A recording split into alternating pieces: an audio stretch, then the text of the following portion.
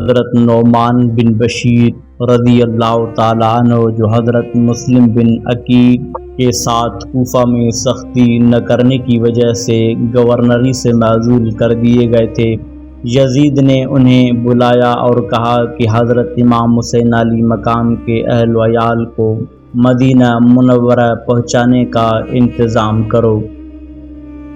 حضرت نعمان بن بشیر کے ہمراہ 30 آدمیوں کا حفاظتی دستہ تھا۔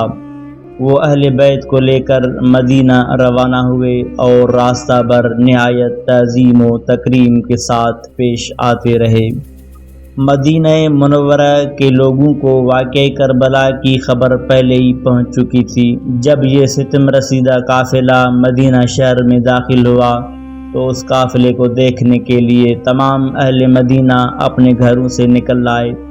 حضرت لقمان بن عقیل بن ابی طالب اپنے خاندان کی عورتوں کے ساتھ روتی ہوئی نکلیں اور یہ اشعار پڑھے: لوگو تم کیا جواب دو گے جب نبی کریم صلی اللہ علیہ وآلہ وسلم تم سے پوچھیں گے کہ تم نے آخری امت ہونے کے باوجود میری اولاد کے ساتھ کیا سلوک کیا؟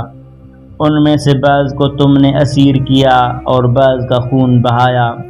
میں نے تم کو جو نصیحت کی تھی کہ میرے بعد میرے قرابت داروں کے ساتھ برا سلوک نہ کرنا، کیا اس کا یہی صلہ تھا؟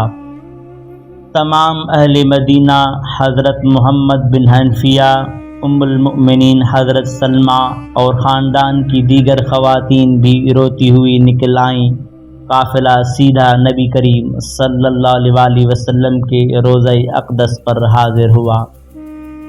حضرت امام زین العابدین جو ابھی تک صبر و رضا کے پیکر بنے ہوئے خاموش تھے، جیسے ہی ان کی نظر قبر انور پر پڑی، بس اتنا ہی کہنا تھا کہ نانا جان اپنے نواسے کا سلام قبول فرمائیں۔ یہ کہتے ہی ان کا صبر کا پیمانہ چھلک گیا اور وہ اس طرح درد کے ساتھ روئے اور حالات بیان کرنا شروع کیے کہ کوہرام برپا ہو گیا۔ حضرت امام جعفر صادق رضی اللہ تعالی عنہ سے مروی ہے کہ واقعہ کربلا کے بعد حضرت امام زین العابدین کی ہمیشہ یہ حالت رہی کہ آپ دن کو روزہ رکھتے اور رات کو اللہ تبارک و تعالیٰ کی عبادت میں گزار دیتے۔